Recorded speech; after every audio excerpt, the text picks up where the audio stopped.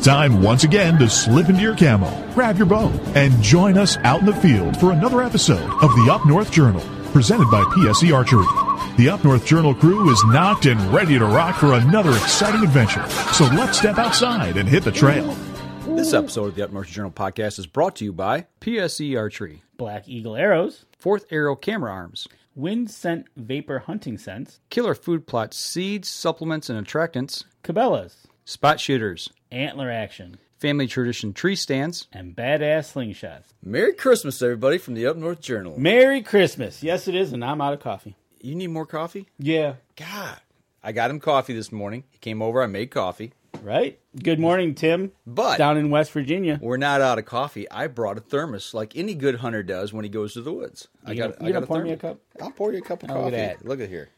Tim, see us. You're going live tonight at 8 o'clock. If you want somebody to watch Talking Turkey, check out Tim Cius there. And where can we find him at? On Facebook, look up Tim Cius. Oh, that ain't working right. It ain't working right. I got it cross-threaded. We may not have any extra coffee. This could be detrimental. This could be bad. Here we go. Here we go. Ready? Oh, look at that. You can hear it pouring. Yes, you can hear it pouring. Just like deer camp, taking care of people in the blind. There you go. There. Good. There we go. There. Some for me, some for you. All right. You know I got to have my second cup of coffee. Yes, Tim. Merry Christmas and Happy New Year and good morning for sure. So if you want to see Tim Cius' show, it's Tim, commonly spelled, but his last name is S-I-A-S, correct? Yes, S-I-A-S. S-I-A-S, yes. Is that his personal page? Or yes, is that that's his personal page. So go over there. Limwalkers, Custom Turkey Calls. There you go. Check it out on Facebook. He's got some cool stuff over there. And he's been doing a little live streaming. He has been. I've been watching him. He's been doing it typically on Friday nights. Mm-hmm. But this week he delayed it a day. Mm-hmm. And so he'll be on live later on tonight. So you can check that out. And if you're listening to the podcast, you can go back and check it out. I guess you could say we're a trendsetter. We are a trendsetter. There's quite a few people who have picked this up, and right, and I think we've started something. It's kind of fun. You know, it's. I guess it's good to be a trendsetter. It is. How long have we been live streaming now? I think we went on. I want to say it was September. Consistently, yeah. We've been playing with it, and then I think the last quarter of this year for sure we've been doing it. We've probably been doing a good 4, maybe 5 months now. Yeah. So. And obviously we got the new gear over here. We're rocking along. We don't have anything extra to show you today. No, we got other than our smiling faces and our Santa hats. Well, I decorated a little more this week. Oh, Danny, what? We forgot our lights back here. I don't know how we're gonna plug these in. Where'd you have them plugged in before? We had them plugged into that. Now it's full. Oh, it is. We'll save those for next week. I guess. We'll save those. We got the big lights on in front of us. Oh well. So anyway, but yeah, we did a little more decorating in the studio. And folks, you know Danny's nickname is Red, and I got special lights for Dan here, as you can see. For those on the podcast, you gotta watch the live stream. Watch the live stream. The replay of it. But yeah, I got you some red lights. You did. I like red. Took care of my buddy. That's right, you did. So coffee and red lights. Yeah, it's a good day. So what do you want to talk about? We're here on the. You know what today is for Seinfeld fans? Oh, it's Festivus Day. Festivus, we can air our complaints, right? You want an airing of the grievances? Airing of the grievances. Do you have any grievances you'd like to file? No, I used to be union. I can't file grievance anymore. Well, not work related, but actually, grievance wise, no. No outdoor grievances. It's been a pretty good year. The second half of the year. Yeah. Okay. First half of the year, I was a little had an interesting turkey season, but we'll talk about that.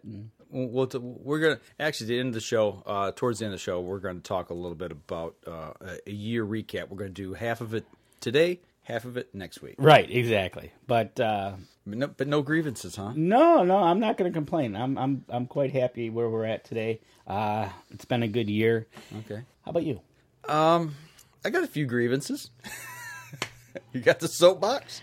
Oh, We hadn't planned this part of the show. No, that's the best part. All right, so grievance number 1. Actually, it's been a pretty good year. You know, my biggest complaint always is about deer management. You know, proper management. Well, we learned a lot this year. Yeah. I'm not gonna lie. This year, coming into last year, with you doing the deer management at your place up there, and the more we talk with people, and just the all-around general education of deer management. Yeah, and, I've learned a ton. Yeah, it's talking with different people and having Anna on and Lincoln Roan, and just, it's been becoming more educational. Absolutely. But what's your grievance? Deer management. The state of Michigan needs to do more. I wish I could play the little music in the background. Okay, but I do. I just think we need to do more. I don't. Well, the biggest problem is funding. We know that. I mean, Anna. We talked to Anna last week. She mentioned funding. Is a big problem with getting money into doing the research or doing the testing. And I understand that. Right. Exactly. And a lot of it is going on. Mm-hmm. Unfortunately, the DNR seems to have a bad rapport of getting information out and letting them know what's going on and what they're doing and how they're doing it. And so, I kind of agree with you there. Listening to some about your grievance, listening to other people outside of the state that talk about this state, Kip Adams. Yep. Yeah, he mentioned something last week. Yeah, didn't he mentioned something last week in a meeting, and he's a Pennsylvania guy looking in. So he's not a Michigander saying we get no. He's looking at the state compared to from another state, which is Pennsylvania, which we're pretty close in hunting. Right. And how he views. Did we talk about this last week? A little bit. So kind of back up just a little bit. You were on kind of a closed call meeting. Yeah, I was on a closed call meeting with all the. It was held by the DNR. Or was MUCC. Mm-hmm. And it was a closed meeting, and they were talking about, they were giving off numbers of CWD and what's going on. Okay. So it was like... enlighten me. The first 20 minutes of this meeting... Because actually, I've not heard a lot of this. Oh, okay. So the first 20 minutes of this meeting, and I forget his name, sorry, I wrote his name down, I don't have my notes with me. He went over numbers of how many tested, how many been done, how many. It's just, I mean, the first 20 minutes, I was shocked. I couldn't write fast enough. Mm-hmm. So they threw out numbers of Montcalm County, Kent County, the CWD numbers that were coming back, and how everything was playing out, participation of the people, and they went over that. And so then it was just... Anna talked about it. They ran out of the test kits. Right. They had to wait. Right. They still had a whole bunch to go. They were hoping the last 2 weeks of December they would be able to do enough to catch up. Okay. Because the new kits came in, and like Anna said, which surprised the heck out of me, there's only one place in the world that makes these, in Norway, that makes these test kits. Why? Right. It's like, wow, that's bizarre. You think with the prevalence of CWD here in the deer herd and other animals, that are contracting, the mule deer, elk. Yeah, it shocked me that there's only one company which we need to buy stock in. Right. So we talked about that. There was other gentlemen on the call and ladies from other co-ops around the state. Mm-hmm. And they were given time to ask questions about what they can do to help get the word out about CWD, right? What we need to do. And then Kip Adams talked towards the end, and then finally Anna Minderling talked right at the end. Mm-hmm. But Kip Adams, in his little discussion, said, hey, the biggest surprise to him is the amount of does being taken. In Pennsylvania, they shoot more does than Michigan. Right. He goes, he's shocked at that.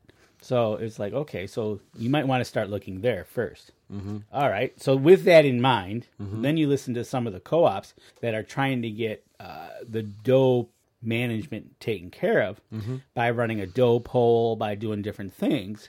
Yep. And they're hitting roadblocks. Yep. And the roadblocks, for one, they approached a buck poll, and they said, well, let's have a doe poll. Right. And they said, no, we don't put does on our buck poles. Right, yeah. Okay, so make a doe pole. Don't make a buck pole. And there's different variations you can go.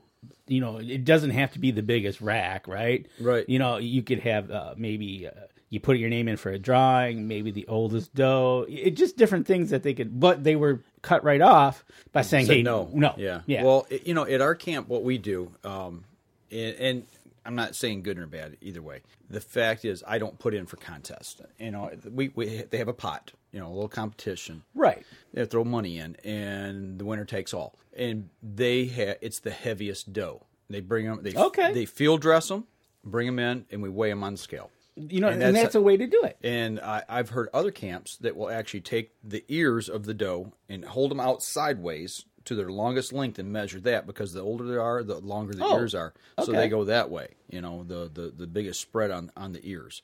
You know, some camps do oldest. You know, there's and that's more ways that was being talked about in this meeting, of more ways to get people into taking does. Right. And what we've learned through the years, you need to take a third of your population just to maintain your population. Right. You know, that's the biggest news that I think I really learned this year was that piece of information. I'd heard it, I don't know if it was at the beginning of the year or if it was at the end of last year, but when I picked that information up, I was just like, okay, this is new. This is something I haven't heard before. And, you know, the science is behind it, and we're hearing a lot of people starting to say this. So that's what our camp has done. We've made that switch over. You know, we had a pretty high target rate this year, and we're not halfway there yet. Right, exactly. So, and it's, you know, it's tough. It is tough, and just getting everybody into the mindset. I know Wisconsin used to do. I don't know if they still do. You had to shoot a doe before you could get a buck tag. I don't think they're still doing earn a buck. You know, but it was, you know, it's stuff like that could be implemented. The DNR's trying. They are. They, you know, they just need to get the word out a little better. It needs to get the word out, and also they need to. And I have this with the biologists that I deal with a little bit. Is you got to go ask them. You got to go get the information. They're not going to be, because I mentioned to her, the DNR biologist up by me that I stopped at, and I said, "Oh yeah, I listened to your." They come out with that monthly report or quarterly report. Yep. And she looked at me funny. I said, "I listened to it." I said, "I know it's your voice." She goes, "Oh, the one we phone in." I said, "Yeah." Then she kind of realized I wasn't talking out of my butt. Right. I kind of know what you do, and right. And I know she doesn't remember me from Boo, but she's been there for years, as long as I can remember. So it's the same biologist. Right. And just talking with her, and I got to talking with her, and that's when I started asking more in-depth questions about a doe season for us and the potential. And she kind of went down the road I thought she was going to go to. Getting where we're at today with the weather, and if we have another soft winter for them up there, it might be good for us. So Right. But yeah, that was. I think that's the key, though. Like you said, you're doing some listening on the side. You're talking to them, and I think that's the biggest thing that a hunter can do is, you know, when you see a CO, stop and talk to them. Don't just go, oh, there's another CO. You know, like that day remember when you and I first went hunting the very first time. Yeah, the turkey together, hunt. Yep. the turkey hunt. We saw a CO pulled over, and actually he was in the woods. Stopping to make a pit stop. Yeah, nature's bathroom, right? Yeah, he comes out of the woods, you know, fastening his belt, and he looks up and sees us, and we're laughing. But the point is, we seen the truck there, and we stopped and asked for some scouting reports. Right. Stop and talk to him. You know, start that conversation. Don't be confrontational. You know, just be friendly and start that rapport with your local CO. And if anybody has watched any kind of TV, and this works with any kind of enforcement, if you listen to what they say, and if you're not a jerk to them, things go a lot smoother. Yeah. And if you're in trouble, comply. Right? you know, don't ask why. Yeah. Hey, that's pretty good. Comply and why. Yeah. You know. Yeah. If you're being detained, you know why. Right. You know. And you know, so that meeting was really cool in a sense. Okay. Because it was a closed group meeting. Okay. And just other co-ops getting into how they're helping to manage. Right. Getting the word out. The DNR's got to, you know, again, it kind of went down that road of getting the good word out. Getting the word out, and also having mandatory registration. Okay. So you know, that question was asked. Okay. Are we, you know, and there wasn't a true answer. It was that'd be great, and kind of just, it was left gray. Okay. All right. So you never know. They didn't say no. Right. So my thought is that there might be talks of it. Okay. From my interpretation of what was said, and I'm like, they're probably discussing it. Gotcha. Because it's so easy to do with telephone now. Yeah. You won't get the deer head turned in, obviously, and being checked for CWD or checked for TB, like we have in our area. but at least they get numbers. And you ran into that in Illinois where you phoned it in. Yeah. When I was down in Illinois hunting down at Clint Turner's place, that was in 2010, I think. Yeah. 2009 or 10. Yeah. I shot a doe that evening and, put my tag on it. And then, you got your tag number. Then you phone in your information. You call a number and put it all in. It was really easy. It took me less than 5 minutes. And pretty much the whole state of Michigan is cellular friendly. Yeah. There's spots I know by you. There's spots by me if I'm on the low side of my property. But I can drive 2 minutes and get to a spot. I can walk right to the end of the road and I'll have service. So it's not that remote. Right. So I don't know. We'll stay tuned. But a good meeting.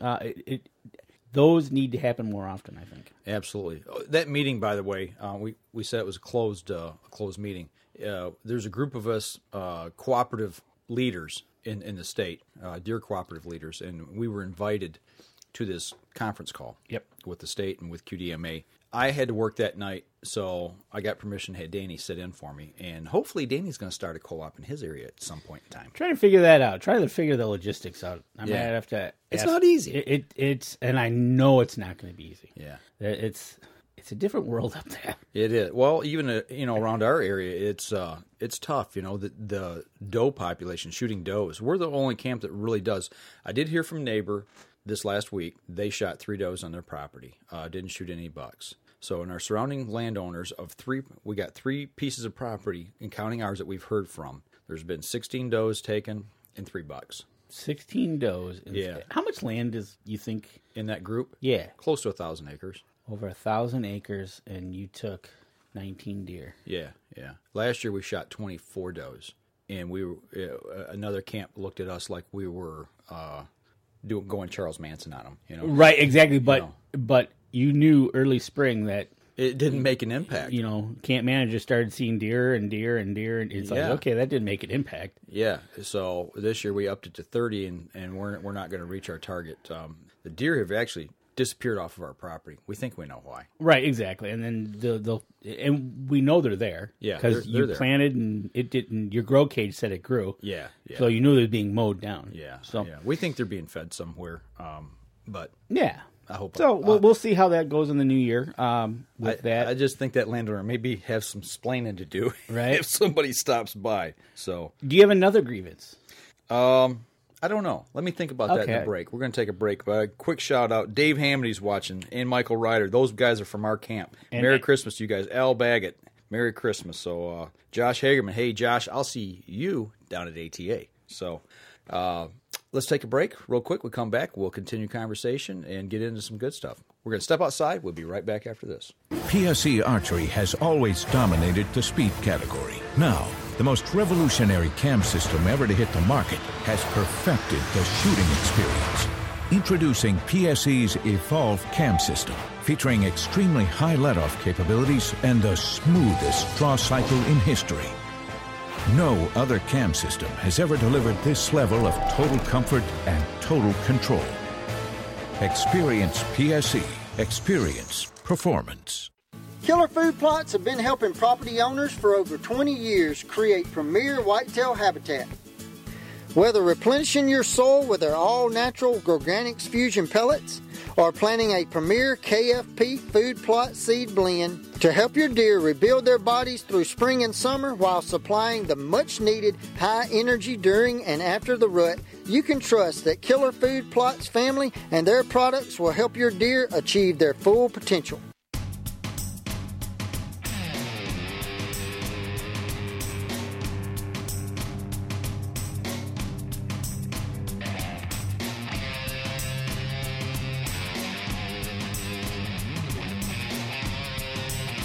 Welcome back, second segment of the show.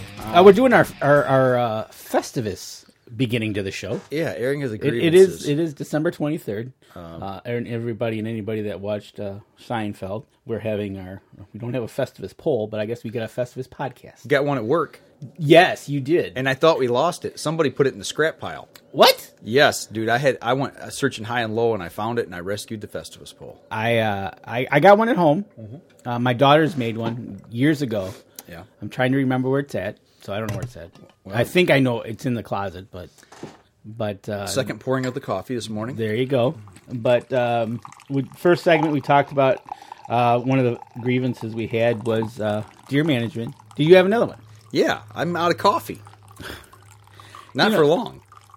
No, you're filling it up nicely. It almost has that waterfall effect. Kind of soothing. You hear that? Yes. Seems like we heard that earlier this year. Yeah, we did. I think it had something to do with a deer grunt call. Right? You hear that? Here, you want the rest? I'll give you the rest here. Oh, what a guy. That's the kind of guy I am. I'm a giving person. Giving him the last of my you guys know how much I love coffee, so I'm giving him the last of my coffee. Almost there. We're getting there. Woo. You're going to have to finish it off. I think I might. Yeah. I'll have to throw the rest in my cup, I guess. Just like Deer Coop, sitting in the blind. And actually, this is the thermos that I use in the blind. I love this thermos. You can get them at Michael Cabela's, Ryder. by the way. Michael Ryder says they're going up next week to camp. Michael, I hope you guys lay the dough down. We need some dough shot. Be forewarned, though. The sightings of the dough at our place have been very minimal. Really? Yeah, I would suggest sitting out all day if you can stand the cold.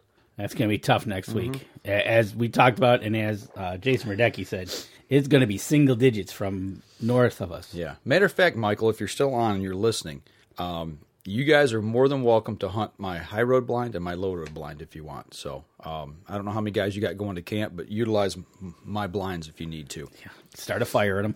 Don't light my blinds on fire. Oh, I mean, get a heater in them. Yeah, you'll need a heater in them. I guess starting a fire would not be, well. The one in the low field heater works really well. The one up on the high road, if you don't know how to start it and keep it running, it won't work. It'll shut off.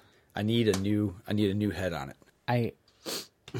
I'll save that for the last of the show if I remember. Okay, so I guess that's a grievance of mine. Is okay, well, my high road blind heater. Did you ever get one of those furnaces types? I know you've got the big headed ones, right? The heater. Yeah. The Mr. Heater, right? Single head. Do you ever get the furnace? No. Well, I've got the little Mr. Buddy. No. It's a furnace. I mean, it's a propane.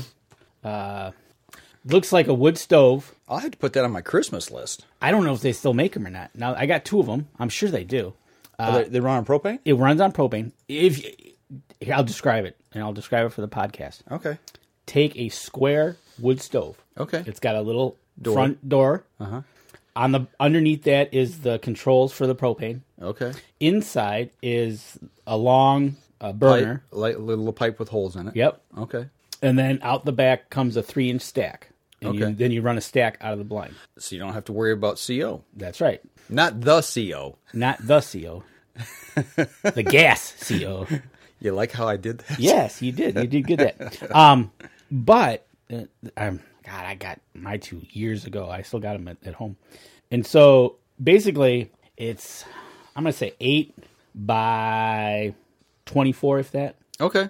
And what's nice about that is you can control it. Once you get it lit, you control it, and you can turn it up high or low, and it becomes a furnace. But what's nice about that is you can take a can of soup, put it on top and heat it up. Put it on top and it'll heat up. Okay. Just don't grab it with your bare hands. Don't do that. That's why you get gloves. Okay. But that, for your blinds, would probably be pretty cool. Okay. That'd be pretty embarrassing if you did something like that and dropped it. That would hurt. Speaking of embarrassing. Yes. We talked about this earlier. Right. We talked about one of... you ever had an embarrassing moment in the woods? What is one of the most embarrassing moments in the woods? For me, years ago, 2 things stick out in my mind. Embarrassing to the point of stupid, but now lessons learned. Okay.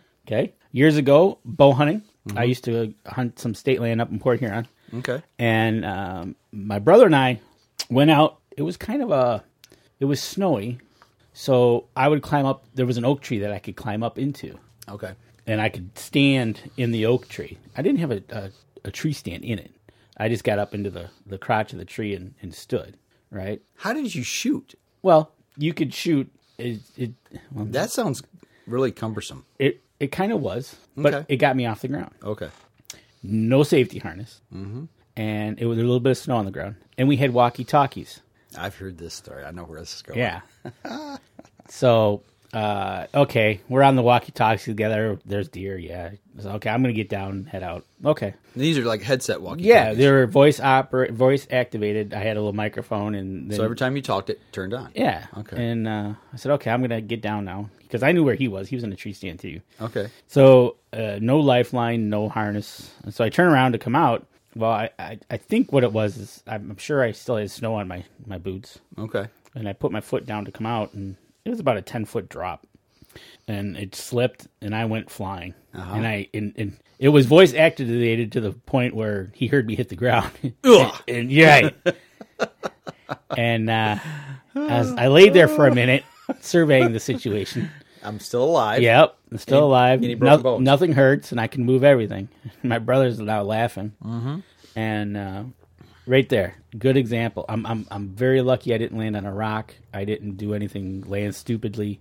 It could have been really bad because it was only 10 feet, but yeah, you can fall 2 feet and it could be really bad. I know a guy that fell off of the second rung of a tree stand, climbing up. Second rung, slipped and fell, and broke his ankle. Yep, it doesn't take much. No, so lesson learned there: safety harness and a lifeline. Mm-hmm. It was just one of those things. I look back now and I go, "You stupid." Yeah. That was one. Okay. And number 2 happened again years ago. We just started our bow hunting adventures in life. Uh-huh. And my uncle, we took our uncle with us, same spot in Port Huron. Okay. And he's the deer hunter of the family. And lo and behold, he shoots a doe. Okay, cool. Somebody shot one. Woohoo! I was young, and we were all the cousins were young at the time. But he actually shot it a little farther back. Okay. So we had to track it. We found it. It was laying down. So we had this ingenious idea to, we're just going to shoot it again. Mm-hmm. Okay. So lo and behold, the wisdoms that be, we surround the deer. Uh-oh. I haven't heard this story. So we surround the deer, and we're going to shoot at its head. With bows. With bows. Okay. So somebody shoots. Now, granted, the deer, if we're together in the woods, the deer is between us, and I'm shooting at the deer's head. And I'm on the other side. Yes. Supposedly. Yes. Oh, that's ingenious. Yeah. That's. You look back on that moment, and that was pretty stupid because the arrow went flying. Ricocheted off the head. Yeah, ricocheted, and uh-huh. It hit her head. It hit her head. It bounced off and went flying. That could have been really bad. So, ouch. Outcome came of that one was my uncle jumped on its back and cut its throat.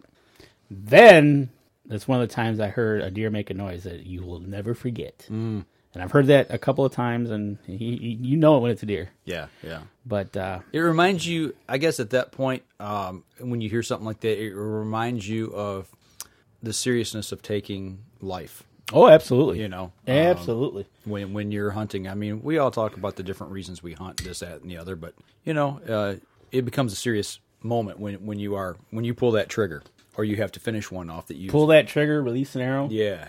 So I've done it. I've spined a deer. Mm-hmm. I've had to walk up and dispatch it properly. Right. And then watch it roll over on my arrow. That's when I got mad. Yeah, right. Snap. $10 arrow. Right. What are you doing? Thanks. Yeah. But those 2 moments stick out to me as stupid. Yeah. But lessons learned. Yeah, it happens. Stuff like that. that. And I remember we were the cousins at the time were young. Uh-huh. We were young, so put that in our caps of wisdom, right? Don't do that again. Right. So no, those 2 things stick out to me in my mind. What about you? 2 instances. One was probably 15 years ago or so. At our current camp, I was going to a blind that we had just set up and trying to find my way to it. Is in the middle of a swamp, and that particular year, opening day was cold. I mean, it's definitely below freezing. There wasn't a lot of snow on the ground. It had just gotten cold, and I missed the trail. Got off the trail somehow going through the swamp, and stumbling around. I knew I was within probably 30 yards of this blind, but I could not find it. You know, it's dark. You know, and dark is dark. And I don't want to turn my flashlight on.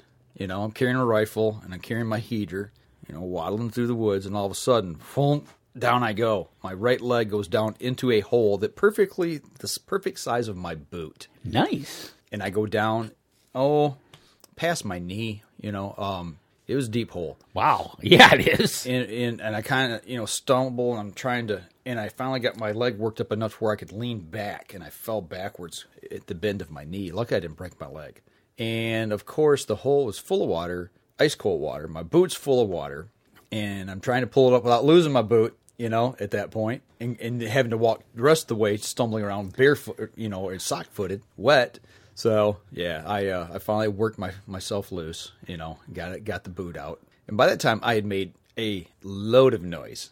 Anything that was in the next mile or next county was probably gone. So actually, I think they were probably standing there looking at you laughing. Yeah, it could be. So at that point, it's just like, okay, get the flashlight out. And I mean, I was within 30 yards of the blind. There's the blind. Okay, made my way over. Had to strip down. Of course, everything I had on was covered, so I had to start stripping each layer down. And I'm down to my not my underwear, but my base layers. Right. And I got everything laid out over top of my heater, and it's roaring, and I'm trying to, dry everything out. I'm freezing to death. So, yeah, that was pretty embarrassing at that moment because it blew the whole morning hunt. And at that point, it's dark. It's still dark, so every window of my blind's lit up orange like a pumpkin. Oh, yeah. Because I'm trying to thaw out. So, and that's another reason I bring up that furnace. Yeah. You don't get that glow. Yeah, that's a good point. That's a really good point. Okay, so you're out there. You're down to your base layers. Mm-hmm. It's cold. Uh-huh. It's cold. How long did you last out there? I made the morning hunt. I got everything dried out. Oh, did you make? Yeah. Okay. But I was hugging that heater pretty tight. Mm-hmm. I can imagine with the heat coming off the heater, the steam coming off the clothes. It looked like a sauna. Yeah, exactly. That's okay. All right. So that was one. The other one, actually, I'll admit too that it happened this year. Opening day. Okay. Rifle season? Rifle season. All right. Pouring down rain. Big breakfast. Big breakfast. You got to eat because you got to stay warm. Food makes fuel. It keeps your body warm. So I loaded up. Yeah, well, about 2 hours after daylight, nature calls. Uh-oh. It's raining. It's raining. It rained all morning in the lower. Yeah, it was pouring down rain. Uh-oh. Yeah, so nature called, and it wasn't just to water the tree. And I was like, oh, geez. And it's like, there's no way you can wait. And I sat out there all day. And I'm like, okay, what am I going to use for paper? No paper? Had nothing with me. And I wound up taking my lunch, dumping everything out, and I had the paper bag. So that's what I used. It worked. I know somebody. So lesson learned. Take teepee with you when you go to the woods. Put it in your backpack. Lesson learned. I know somebody who had the same. This was a few years back. Use socks and underwear? Use socks. Yeah. Brand new pair of socks. Went out and the running joke was, if you're walking in that area and you see a pair of socks, don't pick them up. Don't pick them up, right. I'm sure some animals probably used them for their home and stuff. Yeah, so I'm sure they didn't go to waste because I'm pretty sure they were wool socks. So. Yeah, well, mine were scent locked, so I guess it would have covered the scent up, I guess, so I don't know. But right. I'm not going to burn a pair of socks. Well, nature calls, it happens. It does happen. That's one of the things, but yeah. Lucky you had a paper bag. Yeah, luckily. Because, I guess you could have used some wet leaves. Yeah, that would have been good. Right. Okay, so while we're on this subject, let's get a little gross. Okay. If you're in the woods and nature calls and you take care of business, do you just walk off and leave it, or do you bury it? Cover it up. I don't know if I don't know if you call it bury it, but if you just cover it up with leaves and stuff, kind of. Yeah. Like I'm not going to dig a hole. Yeah. Well, I kind of used my boot and carved out a little hole. Okay. So, yeah. Gotcha. Yeah. It's bad enough you got to leave scent in the woods like that. Don't leave it for somebody else to step, or let alone, it'd be your luck the next morning walking in if you happen to be walking that way and stepped in it. Mike went. Shirt cuffs always work. Shirt cuffs? Oh, no. I don't want to use my clothes if I don't have to. I guess that, in a pinch. In a pinch, you're going to do what you need to do. No pun intended.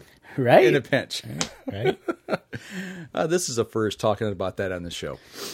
It won't be the last. I seen a video on YouTube that talked about the different ways to actually take care of business in the woods properly, so you don't make a mess. In case of emergency, or you make it back to the cabin. Yeah. So, I'll tell you what. Enough of that talk. I tell you what. Let's step outside. We'll take our next break. We come back. We'll continue on conversation. It's probably a lot more sanitary. There you go.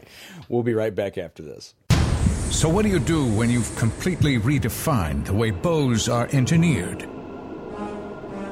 When you've reached the pinnacle and the band starts playing your victory song, you start a revolution out of thin air. Introducing the all-new PSE Carbon Air, engineered with true carbon technology to be the lightest high-performance bow in the world. Experience PSE. Experience performance. Killer Food Plots have been helping property owners for over 20 years create premier whitetail habitat. Whether replenishing your soil with their all-natural Organics Fusion pellets or planting a premier KFP food plot seed blend to help your deer rebuild their bodies through spring and summer while supplying the much-needed high energy during and after the rut, you can trust that Killer Food Plots family and their products will help your deer achieve their full potential.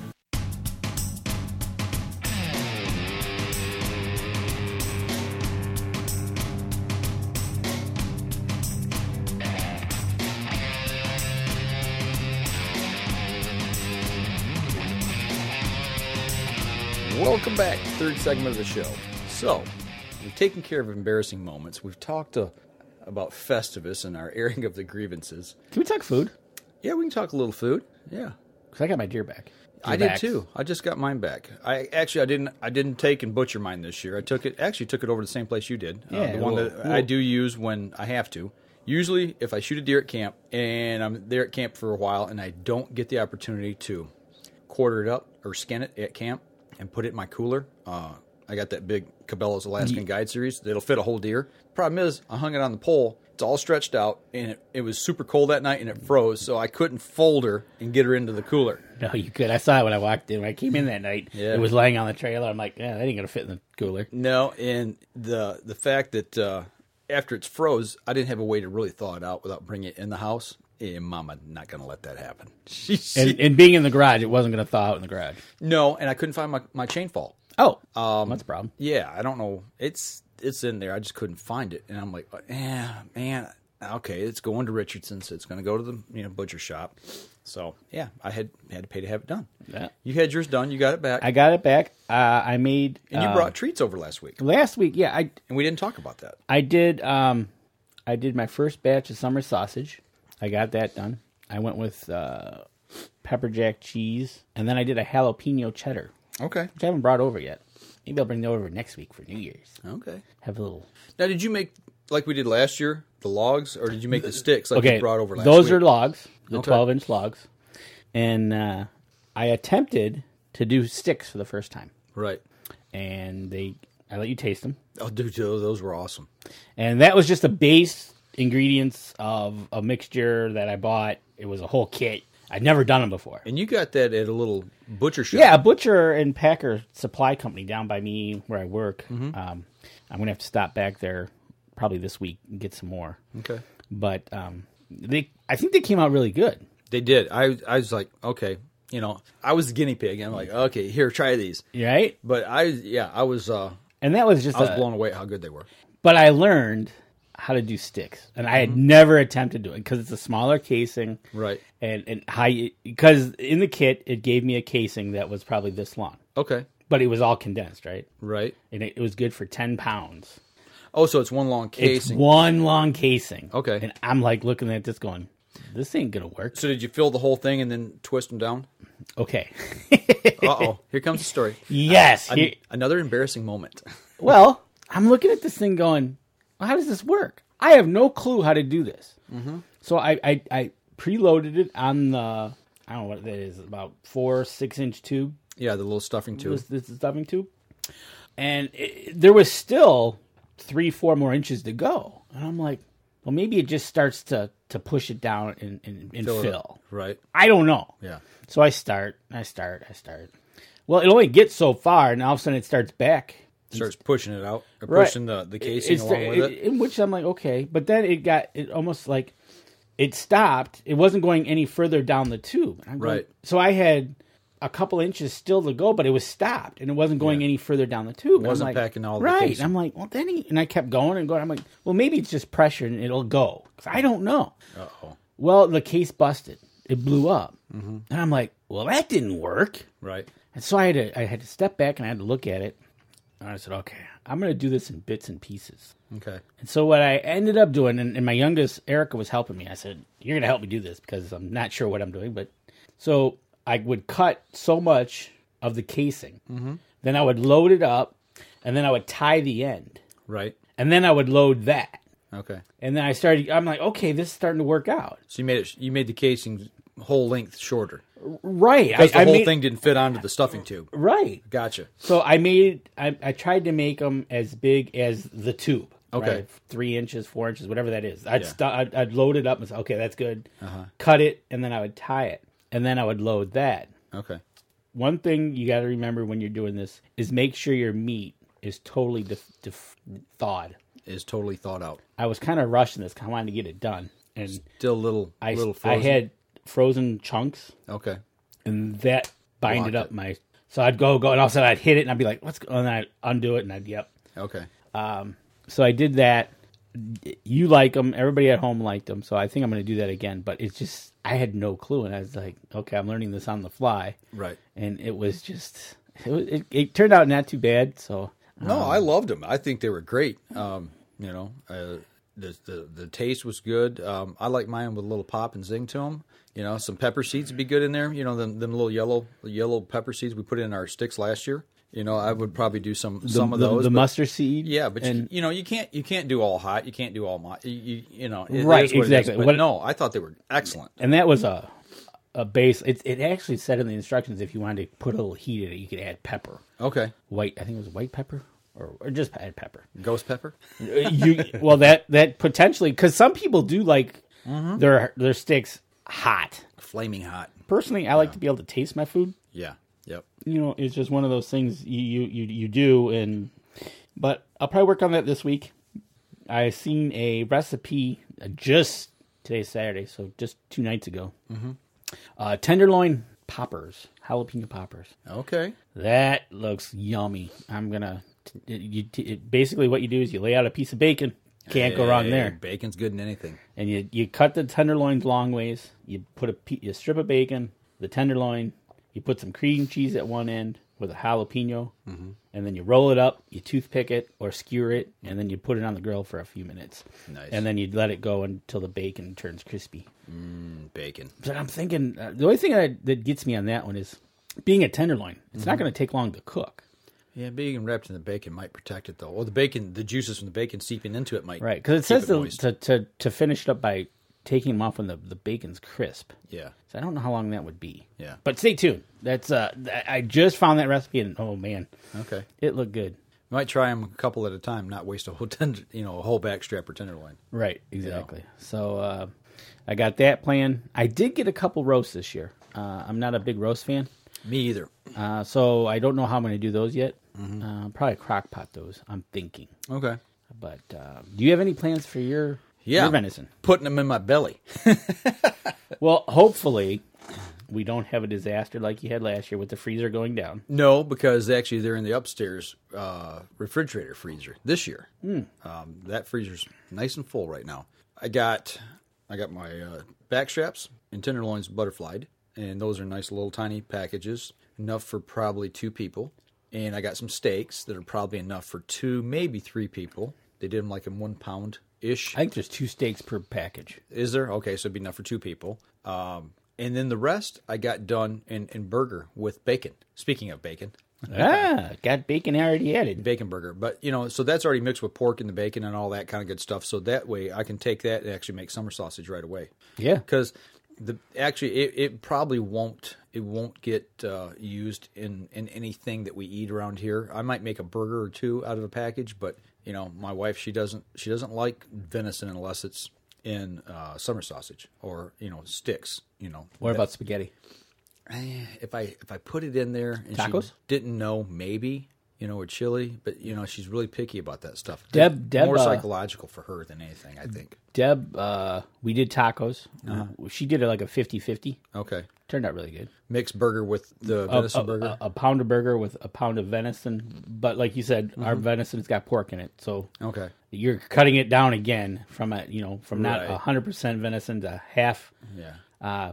That turned out really good. Okay. And if you do it in spaghetti, we did the crock pot spaghetti sauce. So it went all day and it was just yummy. Right.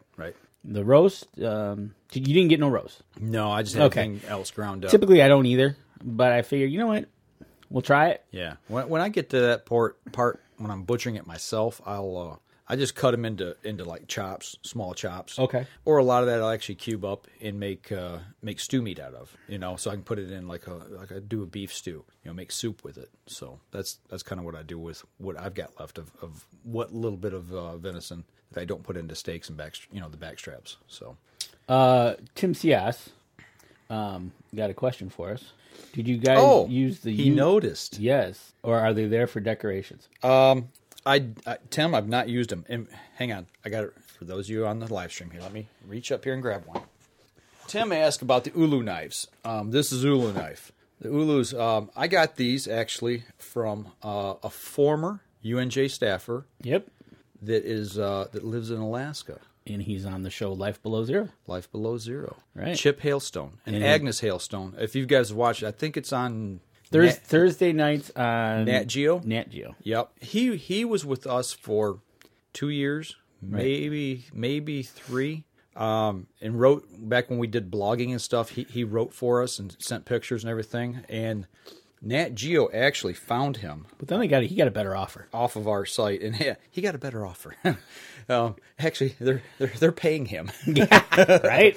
So, we wished him the best, and I still stay in contact with him. And 2 years ago, maybe 3 years ago, I think it was 2. He was making these. Somebody asked him, "Hey, do you make them?" Because they're always using these on the show. And he says, "Do you buy those or make them?" But this is, not this one personally, but this is an ancient technique that they used to make knives out of. I would say ancient, but for a couple hundred years, this is what they've used to work up their game meat. So they still use them. They use them on the show, and he makes them. And somebody said, "Well, you ought to make those for Christmas gifts and let people buy them." Right. He's like, "Great idea." So he did, and I got a couple. Did I get? We got 3. 3. I got you one, and I got 2 here. I was going to give one to Jake, but I don't want him carrying one of these to college. No, that's not a good idea. So, I've got 2 of these. I don't use them. They're more for just having here on the desk, but they're sharp. They are really sharp. Other than watching how they work game meat and fish, I really don't. I guess that's the the technique is a if we ever get a deer here, maybe we'll try it. We'll have to try to skin it with one and work it. But like you said, we took our deer into the processor. I had to take mine in, and you did. But if we do ever do it at home here, we probably could try it. Yeah. And Tim said Eskimo's choice of cutlery. Yeah. I found out personally they like to be called Inuit. Yes, she's an Inuit, an Alaskan Inuit. So I'll just leave it there at that. Right. Exactly. And so they. I'm trying to figure out what I was going to say next. Don't worry, I'm coming back. You okay there? Yeah. No. I was talking about roast. So, but when you get to the roast, when you do your own deer, you cut them into chops. Yeah. Then do you make the rest all hamburger? I've not made hamburger. That's what I bought last year. I bought the Cabela's right. We made it last year. Grinder. But when you did it, you just cut the meat and just sealed it that way. Yeah, that's what I typically do when I butcher. The only time I get hamburger made is when I take it to the butcher. Right. The processor, to have him take care of the deer for me when it's froze solid. Yeah, but I got that Cabela's grinder last year for Christmas. Yep. And that's what I want to use, and I would have done this year had it not froze. So. Oh, another thing we're gonna make: venison stroganoff. Okay. You've not made it yet. You've got to have this. Okay. Deb makes it, and it's awesome. I think I need. Oh, Deb's watching. Deb, you're making venison stroganoff. Actually, I'll make it. Okay. Because she's going to be a little camera shy. Okay. All right. So I'll have a. I need to bring the camera over and have. We need to do another kitchen. Yes, we do. Kitchen episode like we did last year. Yes, actually, we could do it here because you've got the island. Yeah, we could do it here. We could do it much better camera wise. Yeah. And absolutely, she makes an awesome stroganoff. Yeah. It's good. Okay. So maybe she'll come over and she'll be our coach. Yeah, and then maybe my wife will actually try it. Maybe she'll have some venison for once. Right, it's good. It's psychological for my wife. She just, she'll eat because it's in a casing and you cut it and It looks like when you go to the store and you buy the pack, right? Bingo. It's got the square cheese with the pack. It's got the log, and here you go, Merry Christmas, right? Yeah, she'll eat it that way. She likes that. But we typically tend to use the backstrap. Okay. So it's a tender meat. Okay. And it just Okay. With noodles, gravy. Oh, Making my mouth water already. Yes, sir. So, but and maybe we'll use the ulus. we could use the ulus, and maybe we'll have to do that more. Do some cooking segments. Yeah, we got that technology. We could actually live stream it like we're doing right now. Right. We did it. We did it. We started last year, and then the freezer died. And then we ran out of venison. Yeah. Oh gosh. Because we used your smoker for the first time. Yep. Yeah, the smoker's not been used since. Right. It's like, okay, good. And then the freezer died. And I didn't have no meat. Yeah. So now I've got meat. You've got meat. Yeah. Now we got actually product to cook. I got 17 pounds of hamburger that we can do something with. We can make some sausage. I got like 50 pounds of hamburger. So we can 3 deer. We can take and we won't be able to use the grinder. Once again, that's going to set for another year. Right. But we still have a January hunt here in Michigan. That's archery hunt, special hunt, and it's right in our back door. It is. It's the urban hunt for doe only. Archery only, yeah.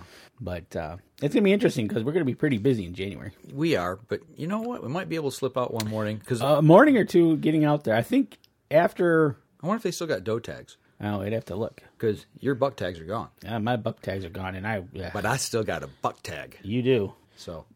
We could set in a pop-up blind and hunt side by side. If it's a buck, I could shoot it. If it's a doe, you could shoot it. There you go. And my wife says it's very good, if I do say so myself, her stroganoff. Yeah, okay. I'll have to try it and see. So, we'll have to do a batch up over here. Yes, we will. So it was good. Well, I'll tell you what. This segment's running long. We need to take a break. Yep. All right. We're going to step outside, take our next break. We come back, we'll wrap up the show. We'll be right back after this. I shoot PSE because I like one pin to 40 yards. I shoot PSE for the perfect combination of feel and performance. I shoot PSE because you can shoot lighter poundage and increase arrow speed. I shoot PSE for the fastest bows on the planet. I shoot PSE because my livelihood depends on my bow. I shoot PSE because better engineering makes a better bow. I shoot PSE. I shoot PSE. I shoot PSE. I shoot PSE. Experience PSE. Experience performance. Killer Food Plots have been helping property owners for over 20 years create premier whitetail habitat. Whether replenishing your soil with their all-natural Organics Fusion pellets or planting a premier KFP food plot seed blend to help your deer rebuild their bodies through spring and summer while supplying the much-needed high energy during and after the rut, you can trust that Killer Food Plots family and their products will help your deer achieve their full potential.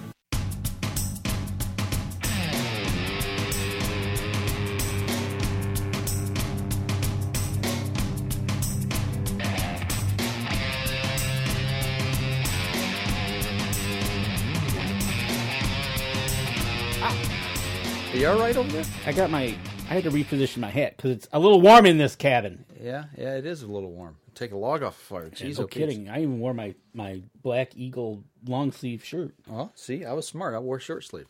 Well, it's warm. I'll have to adjust the heat here again. You had to wake up. Last week it's cold. This week it's hot. So right. I opened the vent. So, all right, last segment of the show. Last segment of the show. Hey, you know what? We're coming towards the end of the year. Mm-hmm. We'll do this in 2 segments. We'll do the first 6 months this week, and the second 6 months next week. All right. And we'll kind of do a year in the review. Okay. So where do you want to start? January? Well, let's start in January. ATA. Met an interesting fellow at ATA, and we've become good friends over the year. The new manager, Dan Yassa. For PSE. Yep. We were introduced to him at ATA by the one and only. Yes, it started already. Yes, it has started. Yes. You threw me under the bus. No, Bobby Vargas started that conversation. He wanted some help loading the trailer to go to ATA this year. You threw me in there. You threw me there to go help. He asked for help. I figured, hey, what better? We'll send Danny out to Tucson, help him load the truck, the semi, and take it to ATA. Yeah, well, I didn't get a plane ticket, and I didn't do it. You're still here. I'm still here. Okay. So I will talk with Bobby about that next year. But Bobby introduced us to Dan Yassa. Dan Yassa, the new Michigan, Ohio manager for PSE. Great guy. Yep. Really knowledgeable about bows. Yep.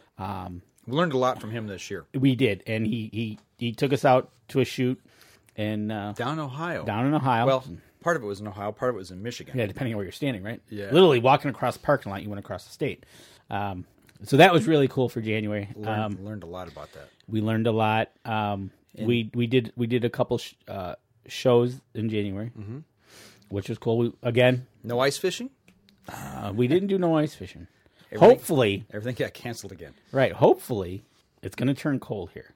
I would like to get on some hard water just to get out there. I bet you, I'm not going to promise, but I bet you next weekend, the local lakes here, I bet you we can ice fish. I'm thinking so, too, because it's supposed to start to get cold. Christmas night. Christmas night. I think they're kind of predicting a almost white Christmas. Yeah. I didn't know there was an official amount of snow to make it a white Christmas. 1 inch. 1 inch. Yeah. Yes. Yeah. I didn't know that. So that was January. So now we're and maybe, I don't know, maybe we get Dan up here go ice fishing. Yeah. Yeah. But anyways, so that was January. We did some shows, hung out with Dan some more. We were at Lansing. And then turkey season rolled around. No, hold on. We went to Lincoln Roan's. That's Let right. Them Go and Let Them Grow. Yeah. A thing out in the Deer Summit. The Deer Summit. I forgot about that. And I think that was the first time we met. I got to sit by Kip Adams. On my left was Kip Adams, and on my right was Mike Adams. And yeah. Actually, I think you were across the table. Across the table. But we got to meet and have dinner with Kip Adams. Yep. And we were at the main table, I found out, which was kind of scary. But, right? How did that happen? I don't know. We're sitting there with some right. heavy hitters. Right. And that was good. Sittons were there. Sittons were there. Yeah, Wayne and Luke. And Kip Adams. And talked with those guys over dinner. The place was packed. Yeah. 250 people. Get your tickets earlier this year, folks. Yep. I'm sure we're going to do that again next year. I'm going to talk with Lincoln about that. And that was a great evening. Great speakers, and Kip Adams and Dr. James Brucker. Thank you. Yep. And we talked about, obviously, everybody there was in the same mindset. Nick Percy was there. Yep. Killer Food Plots. So it was just basically preaching to the choir. There was a lot of DNR people there. Yes. MUCC Anna was there. Yep. So we got to meet and learn and hear some things about the deer management and the APRs they were going after. Right. So with that being said, from that point to June was the March for APRs for the state of Michigan. Yep. Coming out of that, I did the deer browse study up at Anchor Creek Deer Cooperative. Andrew Middling and 2 people from the DNR and somebody from the Alpena Soil Conservation District was there. And I learned about deer browse and actually did a deer browse study. Right. So that was pretty cool. And you learned about that, and my logging project started. Your logging project, yeah, that's right. It started right off they had still snow on the ground. I want to say it was March, April timeframe. Yeah. So that had started. You went to the deer browse study. Yeah. And then we started coming into April, and here comes turkey season. Right. Yeah. Mine was kind of the same way. I was hunting public land. And that's when I had the toms come in, but they were all jakes. Right. And I held off. Yep. And they went down the field and got blasted. Right. And then the rest of the week was just, I think I seen one tom after that. Yeah. It was like, really? I had my opportunity. I don't know if I was mad at myself for just not shooting one and being done with it, or was I doing? I've been fighting with myself about that for the last months. Yeah, it's like I looked and I said, they're jakes. You know what? If that's what you chose to do and you made that choice, there's nothing wrong with that. Right. Some people do, some don't. It's whatever you want out of the hunt. But I had my choice, or choice. I had my choice. Yeah, I had my chance. It was a textbook hunt. I mean, couldn't have went any better. Called, bang, here he comes. Knew exactly where he came in. He came in through the hole I thought he would, and I rolled him. So, and he flew away. And he flew away. Yeah. And turkeys do fly. Yeah, they do. It's just I misjudged my distance. I was shooting uphill. Oh, okay. But it's no excuse. I flat out should have waited. But it is what it is. It was a fun hunt. I actually, after I got done saying a few choice words, I actually laughed.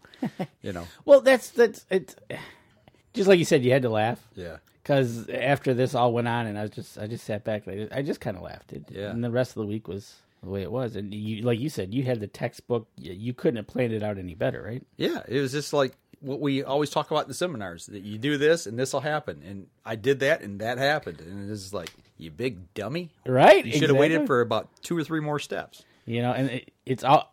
What do we say? Hindsight's always 20/20. Yeah, I rushed it. I rushed it a little. So. Well, you get so excited, right? Yeah, especially when it, just like how yours worked out, and when how it happens that quick, and how mine worked out. I mean, I sat down, dark, and they were gobbling right off the roof, and they were right to my right. I mean, they were right there. Yeah, and it wasn't 5 minutes after light. Here they come, right into the field. I mean, it was textbook. Wow, here it is. Yeah, I should have shot, but it is what it is. You learn. It is. Yep, it is.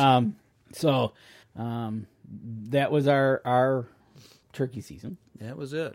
And then when we got into June, is that when we shot the tournament down in Ohio? I want to say June was. I think it was. We got our first tournament experience. Yeah, thanks to Dan Yassa. Thanks to Dan Yassa. We were shooting our new PSE bows. Yep. And he said, "You guys want to come down to a tournament?" I was scared to death. I was shaking in my boots. All the practicing we had done and everything, and it was just like, we're going to go down here and we're going to get smoked. Yeah. It was just like, and and Dan's a really good shooter. Really, really, really good. And so we got there and we went to, it was right, like we said, you walk the property, you go from Ohio to Michigan, Michigan to Ohio, back and forth. Yeah. Right on the state line. And it was that you're shooting at dots. Mm-hmm. Actually, you're shooting at a big target. Mm-hmm. And you're shooting up to 55 meters. Yeah, I think so. And, well, lo and behold, our first one is at 50 or whatever. I think it was one of the longest ones. Yep. And it's like, holy smokes. Through a nice little tunnel of trees, downhill. Right. Downhill, uphill. And I didn't lose any arrows. We didn't lose any arrows. I was ecstatic about that. I hit the target every time. Yeah. On the long shot. I mean, I actually did pretty well. I was shocked at my score, actually. Right. And then I knew I was having issues, but then he pointed them out. And I came back home and revamped my whole entire things went flying, and I took care of that. Did he say you need to rethink your life? Almost got there. But you know what? Meeting Dan this year has been quite an experience, which he introduces to the Schnurs. Absolutely. And we'll talk about that next week, meeting the Schnurs, and because that's the second half of the season. Yeah. But yeah, it's just been the first 6 months of this year has been educational. It's been fun. And eye-opening. It has. It's didn't put a lot of game in the freezer. I mean, I do have meat in the freezer this year, but looking back at everything, I didn't do a lot of fishing this year. I actually in June, I do want to say, part of June. In the past, Jake and I have taken a trip. I think we've done 2 or 3 times before. He graduated June 4th. He had to go to college June 23rd. So in the middle of that time, we planned a 4-day trip up north, and we went trout fishing up in the Pigeon River State Wildlife Game Area. Say that 10 times fast, right? And I'm still probably butchered the name, but anyway, it's up where the elk roam. Yeah. And we didn't catch any fish, but you know what? We got in the river the first morning, and we're throwing jewelry, fishing for trout, and saw a bald eagle. Came around. I mean, it looked like NASCAR. He's coming around turn 4. He come out of nowhere on a high bank down the stream. Because the stream made a hard left-hand turn, and it's like whoa. And then he climbed up, started circling, and got watch him try to mate with another one. And it's just, I've seen that one other time in my life. Okay. And to watch something like that, my son's there and he's looking, he's like, America. Right.